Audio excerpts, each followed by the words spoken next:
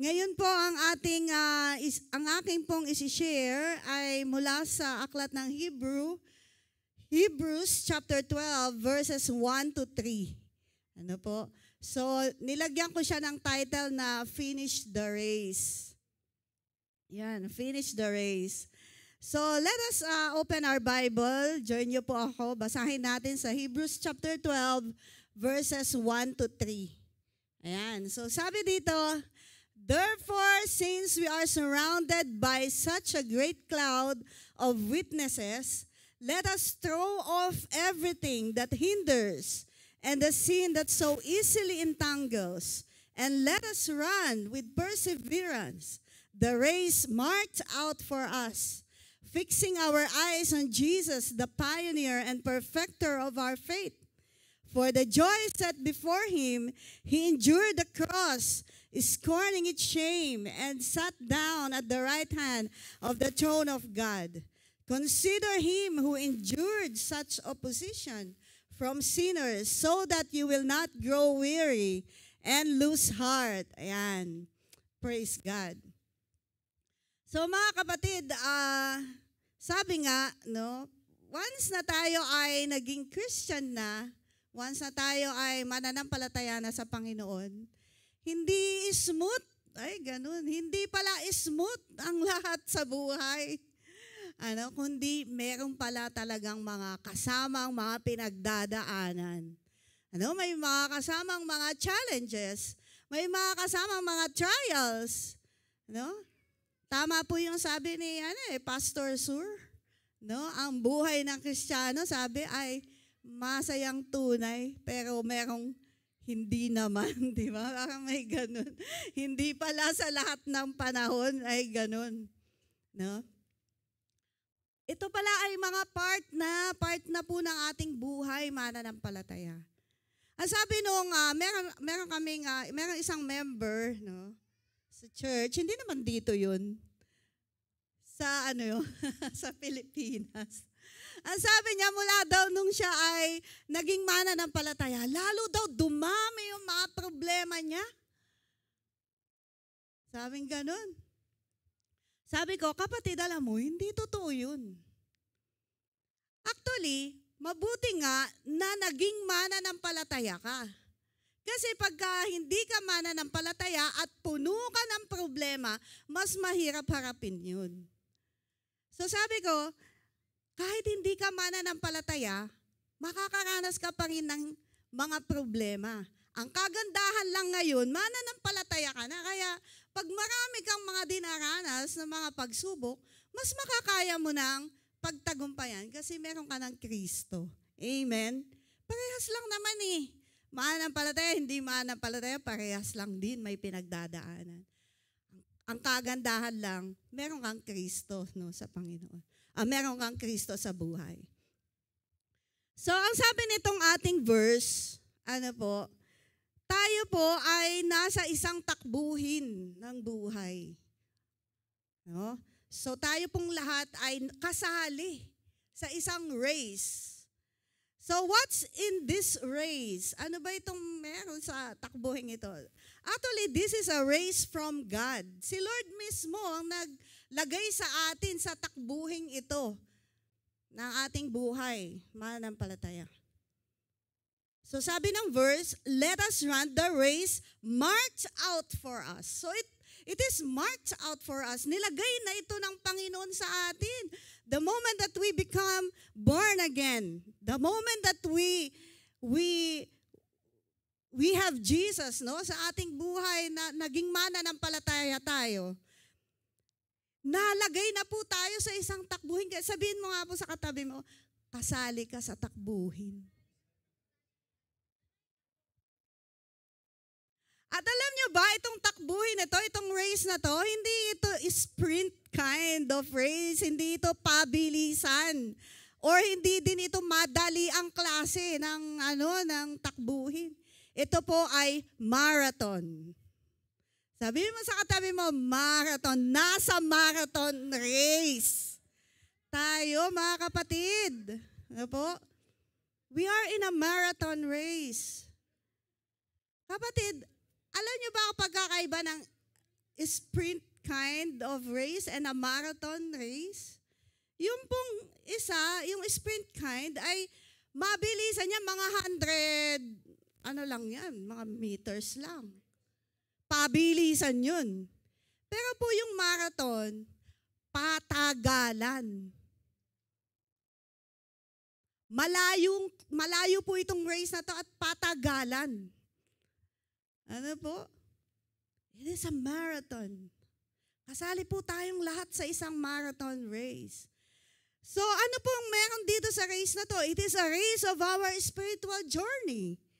Tinatakbo po natin yan yung ating buhay mananampalataya. Ano po? We are in a race of our faith. Ito din po yung ating pananampalataya. Tumatakbo ka para sa iyong pananampalataya bilang Kristiyano. We are in a race that involves our calling, our ministry, our mission. Habang tayo po ay tumatakbo sa marathon na ito, ng race na ito, tinatakbo po natin yung ating calling, yung ating mission, yung ating ministry. And also our relationship with the Lord. Ano po? It is a race that involves our relationship with the Lord. Kaya kapag tayo po ay tumatakbo bilang mananampalataya, dala-dala mo po ito. Relasyon mo, yung relasyon mo sa Diyos, yung calling mo, yung ministry mo. Ano po? Yung pananampalataya po natin sa Panginoon. So we are called to finish this race. Sabi po ng 1 Corinthians 9:24b, run in such a way to win the prize. Ang ibig po sabihin itong win the prize ay para tapusin yun, yung race na yun. Ipanalo yun. Kaya sinabing win, ipanalo, kasi natapos mo yung race na yun. To finish that race. Alam niyo po ba na mas importante to finish, no? Mas importante yung matapos mo. To finish is more important than to start. Sa race po na ito na ating tinatakbuhan bilang mananampalataya. Alam niyo po ba, yeah, it's true na magandang magsimula ka sa isang takbuhing ito. Nakilala natin ang Panginoon. That's correct po yan, no? Pero alam niyo po ba, si Lord, ang pinaka-hinahanap niya sa atin yung matapos ito. Kasi mga kapatid, sa takbuhing ito, kahit maganda ang iyong simula at the middle, po pwedeng mag-quit ka, po pwedeng ayaw ka na, po pwedeng, no? So yung ending, mga kapatid, yung nasa dulo, yun yung pinaka-importante. Kaya po to finish is more important than to start. So to finish the race, we need to, eto po, 3 bagay po yung ating pag-uusapan, ano po, base dito sa ating verse, sa ating text. So to finish the race, we need to, number 1, we need to focus to our goal. Yung keyword po natin, ang number 1 na keyword po natin dito ay focus. So para makatapos po tayo sa ating takbuhin, kailangan natin ng focus. Yan. Sabi ng Bible, itong mga huling panahon ay pasama ng pasama, sabi, no? Yung panliling lang ng kaaway ay talagang nandidiyan. So yung mga Kristiyano, kahit Christian, ay nawawala sa focus. Kahit po tayo, no, ay po pwedeng mawala sa linya ng takbuhin na to. So yung focus po ay importante para matapos yung race. So focus is extremely important to meeting our spiritual goals. Kailangan natin yung focus para po maabot natin yung ating goal. Ano ba yung ating goal bilang mananampalataya? Tanungin mo nga po yung katabi mo, kapatid, may goal ka ba? Ayan, sa iyong buhay. May goal ka ba? Ayan. Apakahirap, no? Yung mananampalataya tayo, wala man lang tayong goal.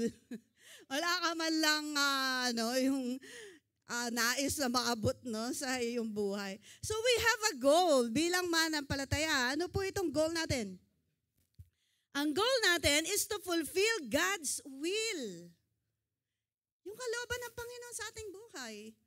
Ano po? Yung tawag natin. Yung mga nais ng Panginoon. Ano pa? Our goal is to finish the race. And to be with God in heaven. Ayan po yung goal natin. Makarating tayo doon sa langit. Makapiling natin yung ating Panginoon. Sabi ng Proverbs chapter 4, 25 to 27, meron siyang instruction sa atin bilang mananampalataya. Ang sabi niya, let your eyes look straight ahead. Fix your gaze directly before you. Give careful thoughts to the paths for your feet and be steadfast in all your ways. Do not turn to the right or to the left.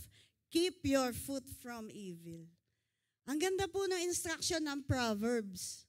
Sabi niya, straight ahead daw po yung ating paningin. In-encourage tayo ng Proverbs, mag-focus bilang mananampalataya. Mag-focus po tayo sa ating buhay. Amen? So to focus, may binigay na mga instruction itong ating text. To focus, mga kapatid, sabi niya, throw off everything that hinders. Ayan. Alam niyo po kahit tayo mananampalataya, nawawala sa focus. Kasi nai-entertain natin yung mga naghihinder, yung mga hindrances. Nai-entertain natin. So ang sabi po nitong Hebrew, ay throw off everything that hinders. Ano po ba itong mga bagay na naghihinder sa atin, sa ating pagtakbo? So, ito po daw yung mga bagay na nakakabigat sa atin. Mga bagay na nakakapagpabagal. Ayun. No? Kasi po pwedeng tumatakbo ka sa una, maganda pa yung takbo mo. Pagka nasa medyo kalagitnaan na, medyo napapagod na, medyo, Kaya makita natin minsan nawawalan ka na ng sigla, nawawalan ka na ng lakas, gano'n, di ba? So, ito yung mga bagay na nakakapagpabagal. So, example nito yung mga worldly offers, earthly things, yung mga business. Ayan. Yan yung mga sinasabi ng Bible na mga baggages, mga dala-dala natin. Yan yung mga baggages. So, pangalawa, isa pa na nakakapagpabagal sa atin, yung mga kasalanan. So, get rid of the sin that so easily entangles, sabi ng verse 1. Ang kasalanan po ay isang malaking epekto sa ating pagtakbo bilang mananampalataya. Actually, hindi lang siya basta nakakabagal kundi ang kasalanan, ito pa yung nakakapagpalihis sa'yo, sa iyong takbuhin, or sa ating takbuhin. Ito ang kasalanan, yung nagpapa-derail sa'yo, sa iyong way towards the Lord. So si Jesus, ang ating Panginoon, ay dumanas din ng mga tukso, pagsubok, dito sa mundo nung siya'y nandito. But He was able to overcome the temptation. So the same as, mga kapatid. Actually, yung pamumuhay ng ating Panginoon dito sa lupa, pinakita niya kung paano mamuhay ng matagumpay, paano mamuhay ng banal, malinis sa harapan ng Panginoon. Very focused ang ating Panginoong Jesus. Focus siya sa kanyang goal. Focus siya sa kanyang purpose. Bakit siya naparito sa lupa? Bakit siya pinadala ng ating amang nasa langit?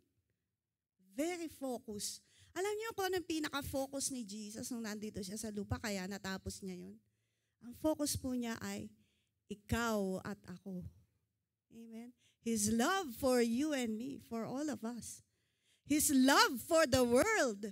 Yun yung kanyang focus. He was sent here, di ba? Sa mundong ito para tapusin yung kanyang yung plan ng Amang nasa langit. He focused on you and me.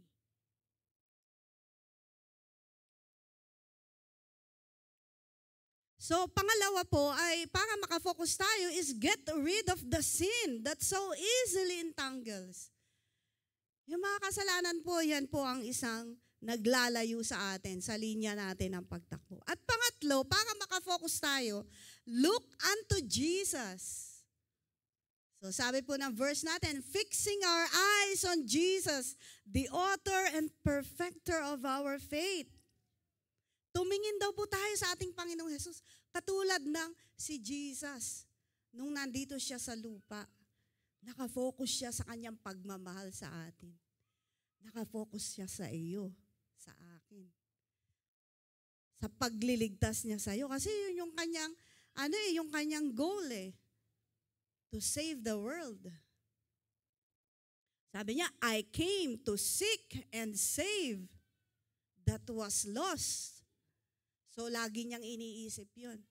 So, ang sabi po nung verse natin, fixing our eyes on Jesus, the pioneer and perfecter of our faith.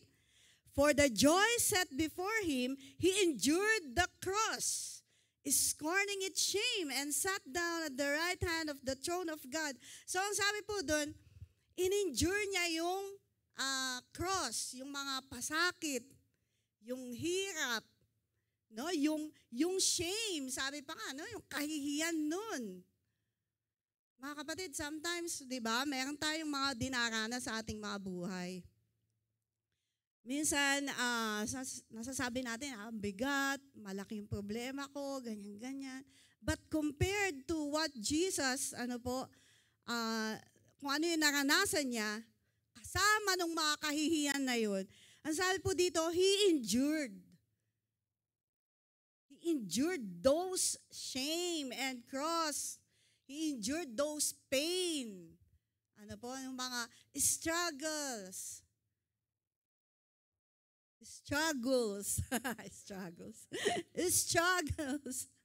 So, ang sabi ng verse 3, consider Him. Consider Jesus. Tingnan na natin si Jesus. Kung paano niya in-endure. No? Paano niya tinapos yun, yung takbuhin din niya dito sa lupa. How He endured those opposition from sinners. Sabi dito sa verse 3, so that you will not grow weary and lose heart. Kaya kapag daw pala tayo ay, halimbawa, pinanghihinaan ng loob, ganyan, parang napapagod, parang punong-puno ng pagsubok, mga trials. So sabi niya, isipin natin si Jesus na hindi sumuko. Sabi niya dito, para hindi daw tayo magpanghinaan ng loob. So that you will not grow weary, para hindi ka mapagod, para hindi ka sumuko, para hindi ka panghinaan ng loob. Amen? So, meron pang mga binigay itong ating text, no, sa Hebrew chapter 11. Sinabi din dito na merong mga encouragement from a great cloud of witnesses. So, ulitin lang natin, no, para makafocus. Una, sabi niya, i-throw off yung mga nakakapagpabagal, no? Mga baggages. Alam niyo, dagdagan ko lang ulit yun. Minsan nakakapagpabagal yung mga bagay na, mga nakaraan na hindi natin naisusuko. Or sometimes yung mga bitterness in your heart, no? Sa puso natin, may mga dala-dala pa tayo, mga ganyan. Nakakapagpabagal yan eh. No? Yung hindi ka makapag-release dahil, naalala ko sa hindi naman taga rito yun. Doon din yun sa, meron akong pinalo up, sabi ko, Sister, bakit hindi ka nakakadalo? Nahihiya po kasi ako eh, sabi niya. Kasi po, nandun po kasi si sister. Eh, ang tagal ko na po kasi hindi nakakabayad ng utang sa kanya.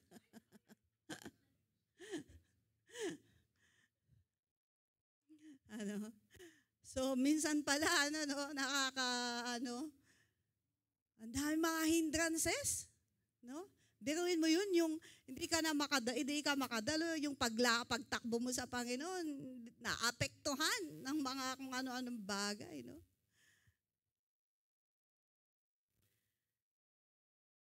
Tapos yung isa naman, ganun naman din, hindi din makadalo dahil pag nakikita din yung isa. So, 'di ba? Minsan yan ang ilang mga nakakabigat. So yung mga yon, yung mga nakakabigat, sabi niya, i-throw off. Pangalawa, sabi niya, yung mga sin. No? At ang pangatlo, sabi niya, para makafocus, look unto Jesus. So we have this, yung mga cloud of witnesses na nag-cheer sa atin. No? And they are cheering us to win. Katulad daw, yan daw po yung mga faithful people. No, na binanggit po ng Bible sila. Abel, Enoch, Noah, Abraham, Sarah, Isaac, Jacob, Joseph, Moses. Ang dami, di po ba? Mga man of God. And in the New Testament, meron din. No? Peter, Paul. Yung mga naglilingkod sa Panginoon. And now we have a lot of mga kapatid sa pananampalataya that cheering us para matapos po natin yung ating mga takbuhin. So they are example of their faithfulness, yung kanilang endurance, yung kanilang zeal, yung patience. No? Nung nakaraan, ang ganda ng example natin, si Paul, yung kanyang masigasig na paglilingkod. No? Enthusiastic. So, Jesus is our supreme example na ating pananampalataya that we have to look to and follow si Jesus. Wala na pong hihigit sa example ng ating Panginoon. Sa Kanya pong ginawa. Sa Kanyang pagtatagumpay. So, yun po yung number 1 natin is to focus. Manampalataya, dapat po may focus po tayo. Number 2, to finish the race, we need to run with endurance. So yung second word natin ay endurance. Let us run with endurance the race that is set before us. So ang running with endurance means no matter how many times we stumble and fall in the race, we continue to run. Totoo naman po yan kapag nasa isang takbuhin ka, hindi naman talaga, hindi maiwasan na ikaw ay bumagsak, ikaw ay madapa, ikaw ay panghinaan, mapagod, mga ganyan, no? Pero yung pong word na endurance, na sinasabi po nitong verse natin, ay kailangan natin ito sa ating pagtakbo. Para kahit na how many times ka man ma-stumble, ma-fall, still you continue to run. You still rise up and never give up. Kahit gaano man kahirap. Kaya pala si Apostle Paul, ganun, kahit na marami siyang yung mga pasakit na dinanas, di ba? Binato siya, mga kinulong siya, mga ganyan, di ba? Nilitis siya. Sabi pa nga niya, dumanas siya ng gutom, pagod, mga gano'n, no? Kaya pala kahit na gano'n yung nararanasan niya, patuloy pa din siyang tumatayo at nagpapatuloy pa rin siya kahit na yung kanyang mga paghihirap na ginagawa. He still rise up. At wala sa vocabulary niya yung give up. Kasi lagi siya nakatingin kasi dun sa goal niya, dun sa prize, sa dulo ng takbuhin. So we are to enforce God's will with untiring zeal. Untiring zeal is a deep, unwavering passion energy, may commitment, no, that motivates a person to work toward a cause without giving up even the face of obstacles, setback, and fatigue. So yun po. So kapag sinabi niyang untiring zeal, parang kahit pagod, pero parang hindi ka napapagod. No? Kahit may pagod, pero hindi ka pa rin napapagod. Tuloy-tuloy ka pa rin na ginagawa yun. Tuloy-tuloy ka pa rin ginagawa. Naalala ko po itong mga OHB leader natin sa Pilipinas. Dati kasi, tigis ang OHB lang ang hawak nila, ganyan. Ano po? Aba ngayon mga kapatid, ang isang OHB leader dun, 5, 6, ganun na yung hawak. Diba? Sabi ko, wow. So parang, pero yung ano nila, yung energy nila, nung isa lang ang OHB nila, compare sa energy ng 5, 6 na OHB, aba parehas. Parehas yung energy. Hallelujah. Praise God. So yun siguro yung untiring zeal, na habang ginagawa mo yung paglilingkod sa Panginoon, actually hindi talaga siya nakakapagod. Totoo yun, may pagod, pero napapalitan ng joy. Ano, kasi kapag ginagawa mo yung paglilingkod sa Panginoon, si Lord napaka-faithful pinapalitan niya ng kagalakan. Pinapalitan niya ng kagalakan. Yun yung sinasabi ni Lord na, dalhin niyo ang aking pamatok, sabi niya, di ba? It is not a burden. It is light, sabi niya. May rest sa Panginoon. The more we do God's will, the more we follow the Lord, no? May rest. Kasi nandun yung presence niya The more na sumusunod tayo sa Panginoon, the more na naglilingkod tayo. Sa tingin, parang pagod, pero nandun yung rest. Kasi nandun yung presence niya. Amen. Kumpara sa pagod ka sa secular na trabaho na mga papeles at kung ano-ano mga trabaho, di ba? Sa Lord, iba. Kaya untiring. Untiring po yun ang tawag dun. So merong example ng running the race or running with endurance. Ito pong Marathon des Sablés.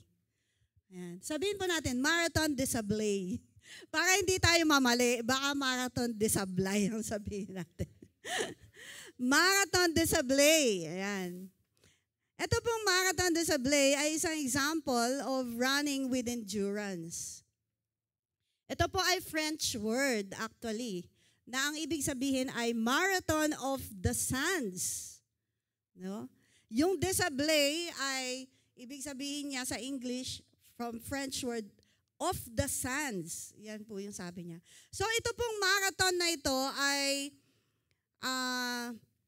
marathon race ito na 160 miles. Tatakbuhin po nila ito ng 7 days. So yung mga sumasali po dito ay galing sa mga iba-ibang country. At ang challenge po ng race na to ay ginaganap ito sa Sahara Desert. So ito po ay with extreme temperature. No? Extreme yung temperature, mainit. Yan po yung challenge na una dito. Pangalawa, yung tatakbo ka, siyempre merong health risk, too much heat, exhaustion, heat stroke, pwedeng ganon, di ba? Tapos yung mga binubuhat po nila, yung mga bag nila, ay mabigat. So, meron ka pang daladalang mga 10 kilos while running. Ito pong mga laman nitong bag nila, mga pagkain, no, for 7 days, mga gamit, ganyan. So, lahat ng kailangan nila for 7 days. So, ang bigat nun. So, it's a week long, no, na na marathon po ito, 1 week. So, hindi ko alam kung gaano kalayo itong 160 miles. Kasi sa Pilipinas, pag sinukat ito, mula Mariveles hanggang Baguio City. Mula Bataan to Baguio City, yun po yung 160 miles. No?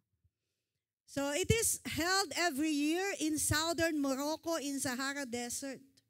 At yung pong mga sumasali po dito from different countries, ayan, so, yung iba may mga, sila, kanya-kanyang purpose kung bakit sila tumatakbo. So, isa dito, may isang sumali dito, si John Venso, ang kanyang purpose ay para sa medical treatment ng kanyang pamangkin na may cancer. So alam nyo mga kapatid, no, yung pagtakbo sa pagsali sa isang marathon na ganito, depende sa iyong purpose. Kaya mo matatapos. Kaya nga napakahalaga ng purpose, yung goal. Kasi nakadepende dyan kung ikaw ay magtatagal. Nakadepende dyan kung ikaw ay tatapusin mo yung pagtakbo mo o hindi. Kaya nga, mahalaga sa isang mananampalataya na merong purpose. So, sumali po yun, yung isang si John Venso. Sabi niya, hindi ko pwedeng i-give up itong aking pagsali kasi ito ay para sa treatment ng aking pamangkin. So, yung iba pa dyan ay marami pa, iba-iba din yung kanilang mga dahilan. Mga goal nila, mga purpose nila kung bakit sila sumali. So, parang ganito po yung race natin bilang mananampalataya. Kailangan natin ng endurance and purpose. Alam niyo po, itong endurance and purpose, ito po yung nagpupush sa atin ng mga limits natin. Kasi kapag meron kang purpose, no, meron kang ginugol, kahit na feeling mo, ayaw mo na, pero dahil sa purpose, napupush ka beyond your limit. So, yung ating pong goal and purpose to finish the race, sabi nga nung mga ibang version or verses, na binanggit ni Apostle Paul sa 1 Corinthians, kung di ako nagkakamali, nakalagay po dun, sabi niya, at the end daw ng race na yon ay merong prize. Naghihintay si Jesus, no? Dun sa dulo ng race na yon. So, dahil po sa purpose na yun, kaya tayo magtatagal, kaya tayo magpupursiging tapusin. Yung ating race.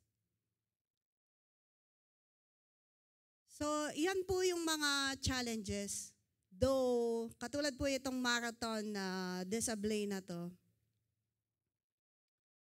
kahit mainit, tuloy pa rin. Kahit na maraming risk, tuloy pa din. No po? Ang sabi po ng Bible, tayo ay nasali sa isang race, ng race to eternity. Di po ba? Race to eternity. So, yan po yung pangalawa natin. We have to run the race with endurance. Pangatlo po, we need to be faithful till the end. Yung ating keyword po dito ay yung ending. Yung end po natin. Be faithful until death and I will give you the crown of life. Sabi po sa Revelation 2 verse 10. So to finish, mga kapatid, is more important than to start. Sabi din po Matthew 24 verse 13, but the one who is faithful to the end will be saved. So ito pong takbuhin natin bilang mananampalataya ay patagalan. Kailangan ng katapatan, ng faithfulness. Kailangan ng faithfulness. So, kailangan po nating tapusin, no, yung ating race, ng ating mission, no, yung pong, meron tayo kasing, di ba, sabi ko nga kanina, sa ating pagtakbo, kasama dyan yung ating mission, yung ating ministry, yung ating calling. Walang Kristiyano kasing walang calling, walang mission. Lahat po tayo meron. So we need to finish the race of our mission by proclaiming the gospel, planting churches, persevering in suffering. So meron po tayong goal. Ang ganda nga po sa ating organization. Meron tayong goal. Si Apostle Paul, sinabi po niya na sabi niya sa 2 Corinthians chapter 11, meron po siyang binanggit doon. Sabi niya, I work hard or harder, much harder. I've been in prison. I've been flogged more severely.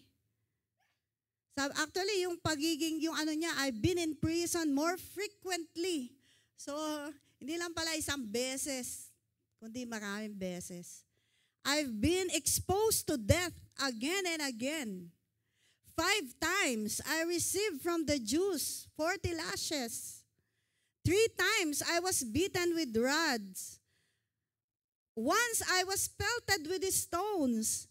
3 times I was shipwrecked. I spent a night and day in the open sea. Grabe. Ano po? Grabe yung kanyang pinagdadaanan for the sake of proclaiming the gospel. Nag-give up po ba siya? Hindi. No? Kasi sinasabi niya lagi, si Jesus ang aking prize. Ang Panginoon ang aking prize. Mawala na ang lahat, wag lang si Jesus. So yun po yung kanyang prinsipyo bilang mananampalataya. Kaya yung mga naranasan niyang yun, yung mga pahirap na yun, baliwala kapag ka iniisip niya yung kanyang hahantungan doon sa dulo ng takbuhin. Baliwala yung mga nararanasan niyang paghihirap kapag ka iniisip natin yung ating goal sa Panginoon to be with the Lord someday. Sabi nga na Romans, di ba? Sa Book of Romans. Ano ba makapaghihiwalay sa atin sa pag-ibig ng Diyos? Paghihirap ba? Gutom ba? Tabak ba? Sabi niya. Walang makapaghihiwalay sa atin sa pag-ibig ng Panginoon. So let us run the race, mga kapatid, bilang alang-alang sa mga tao na nangangailangan ng salvation. Hindi tayo kailangang sumuko kahit gaano man kahirap, kahit gaano man kapagod. So kung pastor ka, you need not to give up alang-alang sa mga miyembro na pinagkatiwala sa'yo. Pag tatanungin mo nga yung mga pastor kung pagod sila, sasabihin, siyempre pagod sila. Tatanungin mo ang isang pastor sa kanyang paglilingkod. Hindi lang isa yung problema niya. Kung ilan yung miyembro niya, kung 100 ang miyembro niya, 100 ang problema niya. Plus pa yung sarili niya ang problema, 101. 101 ang problema niya. Pero hindi pwedeng mag-give up si pastor. Alang-alang sa mga miyembrong pinagkatiwala ng Lord sa kanya. Amen?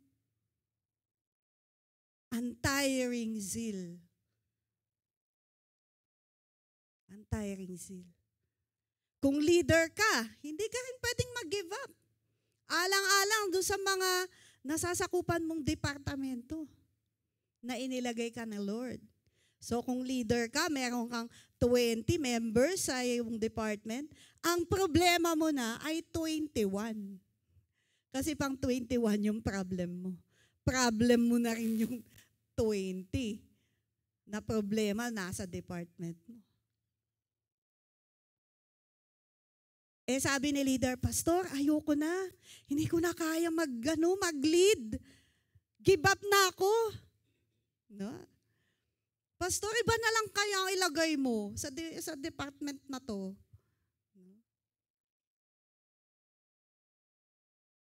Eh kaso, kapag nagsabi si leader kay pastor, sa halip na payagan ni pastor, lalong nilalagay dun.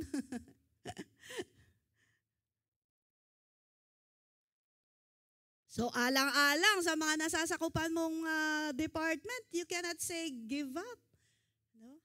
Kung member ka, akala nyo pang leader lang to. Kung member ka, hindi ka rin pwedeng mag-give up. Alang-alang sa iyong kaligtasan, sa iyong pamilya, sa mga katrabaho mo, sa komunidad mo, sa ka-workmate mo, or kaklase mo kung ikaw ay nag-aaral. Alang-alang din sa pamilya mo. Hindi ka din pwedeng mag-give up sa iyong panampalataya, sa iyong race, sa iyong tinatakbuhan. Because someday, you will become a leader din, no? And as a church, hindi po tayo pwedeng sumuko. As a whole church, alang-alang po sa mga taong naghihintay ng kaligtasan, na mabahagi na ng salita ng Panginoon. Alang-alang sa ating misyon, alang-alang sa ating goal, alang-alang sa ating pong vision, alang-alang sa Panginoon. As a church, we need to keep on. We need this untiring zeal, mga kapatid. So, Revelations 20, verse 15, anyone whose name was not found written in the book of life was thrown into the lake of fire. Merong binanggit po sa ating OHB, ang sabi doon, kapag dumating ka sa puntong you backslide or kinalimutan mo ang iyong pananampalataya sa Panginoon, sabi doon na mabubura or hindi ko, sabi niya kasi doon sa Revelation, hindi ko buburahin ang pangalan ng mga nanatili, no? Tapat. Yun yung sinabi po doon sa verse na yun. So may possibility na if you fail or you give up or you tumalikod ka sa Panginoon, ay po pwedeng hindi na mahanap ang pangalan mo dun sa aklat ng buhay. Dito po ako mag-i-end sa Acts chapter 20 verse 24. Ang sabi po niya dito, I consider my life worth nothing to me, sabi ni Apostle Paul. My only aim is to finish the race and complete the task the Lord has given me, the task of testifying to the good news of God's grace. So sabi niya, meron lang siyang pinaka-aim sa buhay niya. Yung tapusin yung takbuhin yun. At ang sabi niya, dun sa takbuhin yun, yung pinaka-task na kailangan niyang gawin, yung mag-testify ng good news. Yun yung pinaka-pangarap ni Apostle Paul. Mag-testify about the good news of God's grace. Gusto niyang matapos yun. Maipangaral, maipakalat ang salita ng Panginoon. Alam niyo yung isang kanta, sabi niya, ang pinakananais ko at inaasahan. Kantahin ko na nga lang. Sabi niya, ang pinakananais ko at inaasahan, sa aking tungkulin, wag akong magkulang, upang sa mabuhay o sa mamatay, ay mabigyan kita ng karangalan. Ang pinakananais ko at inaasahan. Sabi niya, di ba? Sa kanyang tungkulin, wag siyang magkulang. Para sa mabuhay o sa mamatay, ay mabigyan niya ng karangalan ng Panginoon. Mga kapatid, ito yung inaasahan ng Lord sa atin. Mga kapatid. That's why we need to finish the race. We need to run the race kahit ano pa ang ating pong nararanasan. We need to run this with untiring zeal. Yung hindi tayo nagkukulang. Pwede kasing sa paglilingkod natin, pwede tayong magkulang eh. Pwede tayong kapusin. Pwedeng mawala ka rin sa linya. Pero yun yung sinasabi ni Apostle Paul, sa mabuhay o sa mamatay, hindi siya magkulang sa paglilingkod niya sa Panginoon. Hallelujah. Let us all rise. So let not just start the Great Commission. Let's finish the command. Let's not just start the race, but let us finish the race. Finishing, mga kapatid, yung matapos. Yun po yung mas mahalaga. So pwedeng maganda tayong nagsimula. O pwedeng maganda ang simula. Pwede kang mag-testify, dati ganito, ang initinid ko sa Panginoon, dati ganito, kumakanta ako sa Panginoon, dati ganito, naglilingkod ako, pumupunta kami sa mga bundok, nangangarag, dati ganito. Hindi po yun eh. Ang hinahanap ng Panginoon, yung kasalukuyan na ginagawa natin. At yung mga susunod pang gagawin natin, lalong-lalo mga kapatid, dun sa dulo na malapit na tayo sa finish line, when we are about to meet the Lord, when we are about to leave this earth, yun po yung mahalaga. Dun tayo hinihintay ni Lord, dun tayo hinihintay ni Jesus, dun sa dulo. Dati akong pastor, dati akong leader, dati akong ganito, dati akong ang dami kong ginagawa sa Panginoon. Maganda naman yun. Those were histories. But the Lord is more concerned about what we do now. At saka po yung mga susunod pang magagawa natin sa mga hinaharap para sa Panginoon. Yung consistency, yun po yung isang key. Kung consistent kang nagsimula, make it consistent up to the middle, up to the end. Yun po yun. Yun po yung mahalaga, yung consistency. Amen? Hallelujah. Sa tulong ng Panginoon, mga kapatid, ay makakaya natin. Sabi po ng salita ng Panginoon, the Holy Spirit was given to us para tulungan tayo sa lahat ng pagkakataon, sa lahat ng area ng ating buhay, ng ating paglakad bilang mananampalataya. That is the work of the Holy Spirit, to comfort us, to strengthen us, to fill us with joy, to fill us with love and lahat ng kailangan natin bilang mananampalataya. Yung kapuspusan po ng banal na spirito, mga kapatid, yun po yung sinasabi ng Bible that in the last days that He will pour out His Spirit upon us. Kasi yun yung kailangan natin in the last days. The Holy Spirit. Hallelujah. Thank you, Lord. Thank you, Jesus. Salamat po, Panginoon. Hallelujah. May mga time, Panginoon, that we grow weary. May mga time, Panginoon, totoo po, Lord, may mga kapaguran, may mga discouragement around us, oh God. But your word, your love, oh God, ito po ang mga nagpapalakas sa amin. I pray, oh Lord, patuloy po, Panginoon, inspire mo kami lagi sa aming pong pagtakbo. Inspire mo kami lagi, Panginoon. What is ahead of us, Panginoon? Ano ba yung aming pong, Lord, dun sa dulo nito, Panginoon. Sa dulo nito, Lord God, ay Ikaw. Hallelujah. Ikaw na aming Panginoon. I pray, O God, patuloy po, Lord God, palakasin mo po ang bawat isa sa amin. Sige nga, mga kapatid, will you raise your hand if you need a strength from the Lord?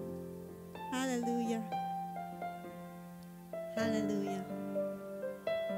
Oh yes, Jesus. Hallelujah. Nakikita mo, Panginoon, na hallelujah, ang aming pong mga kamay. Sumisimbolo ito, Panginoon, na kailangan ka namin higit sa lahat, Panginoon. Ikaw ang pinakakailangan namin, Panginoon. Lord, dalangin ko aking mga kapatid, Panginoon, na may mga dinaranas that sometimes, Lord, nakakaranas ng kapaguran, nakakaranas, Lord, ng mga discouragement sa buhay. Dalangin ko, Panginoon, palitan mo po ito, Lord God, na kagalakan. Palitan mo, Panginoon, ng kalakasan. Palitan mo ito, Panginoon, hallelujah, ng tibay ng loob, ng pananampalataya, O Diyos. Ito ang kailangan namin, Panginoon, sa mga huling araw na to, O Diyos. Hallelujah. At meron kang pangako, Panginoon, sa bawat isa sa amin. Ang sabi mo, Lord, you will never leave us. You will be with us. Hallelujah. You will be with us. Yan po yung sinasabi mo sa amin. Kaya, O Diyos, dalangin ko, Lord, ibuhos mo po patuloy, Panginoon, ang iyong Santong Espiritu sa amin. And fill us once again, O God. Hallelujah. Nang ibayo. Hallelujah. Ibayo, Panginoon, ng langis. Ibayo, Panginoon, ng sigla, O God, ng aming pong paglilingkod. Gamitin mo po ang buhay ng bawat isa sa amin at malwalhati po ang iyong pangalan. Hallelujah. Salamat po, O Diyos. Hallelujah. We give you praise, O God, in Jesus' name. Amen and amen.